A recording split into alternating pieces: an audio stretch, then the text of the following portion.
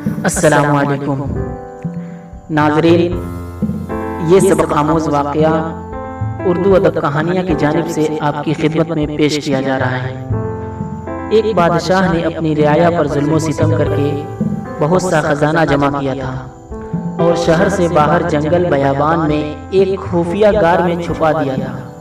اس خزانہ کی 2 چابیاں تھیں، ایک بادشاہ کے پاس اور دوسری اس کے معتبر وزیر کے پاس۔ ان دونوں کے علاوہ کسی کو اس خفیہ خزانہ کا پتہ نہیں تھا۔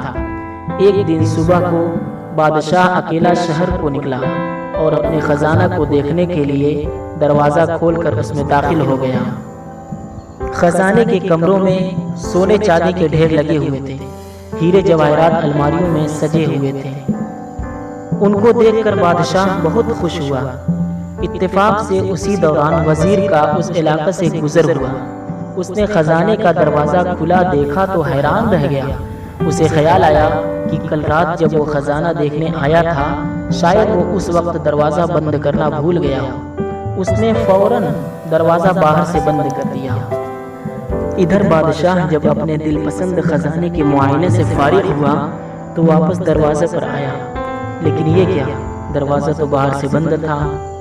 اس نے زور زور سے دروازہ پیٹا اور چیخنا شروع کیا، لیکن افسوس اس کی آواز سننے والا وہاں کوئی نہ تھا۔ وہ لوٹ کر اپنے خزانے کی طرف گیا اور ان سے دل بہلانے کی کوشش کی، لیکن بھوک اور پیاس کی شدت نے اسے تڑپانا شروع کر دیا۔ وہ پھر بھاگ کر دروازے کی طرف آیا، لیکن وہ بدستور بند تھا۔ وہ زور زور سے چیخا، چلایا، لیکن وہاں اس کی فریاد سننے والا کوئی نہ تھا۔ وہ بے بس ہو کر دروازے کے پاس گر گیا۔ جب بھوک پیاس سے وہ بری طرح تڑپنے لگا تو رینگتا ہوا ہیروں کی تجوریوں کے پاس گیا۔ اس نے اسے کھول کر بڑے خوش آمدانہ انداز میں کہا، اے قیمتی ہیرے، مجھے ایک وقت کا کھانا دے دے۔ اسے اس وقت ایسا لگا جیسے وہ ہیرے زور زور سے قہقہا لگا رہے ہیں۔ اس نے ان ہیروں کو دیوار پر دے مارا، پھر وہ گھسیٹتا ہوا موتیوں کے پاس گیا اور ان سے بھیک مانگنے لگا، اے تابعدار موتیوں، مجھے ایک گلاس پانی دے دو۔ لیکن موتیوں نے بھی ایک بھرپور قہقہا لگایا اور کہا، اے دولت کے پجاری، کاش تو نے دولت کی حقیقت سمجھ لی ہوتی۔ تیری ساری عمر کی کمائی ہوئی دولت تجھے ایک وقت کا کھانا اور پانی نہیں دے سکتی۔ بادشاہ چکرا کر گر گیا۔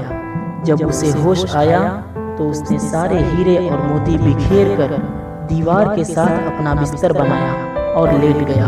وہ دنیا کو ایک پیغام دینا چاہتا تھا، لیکن اس کے پاس کاغذ اور قلم نہیں تھا۔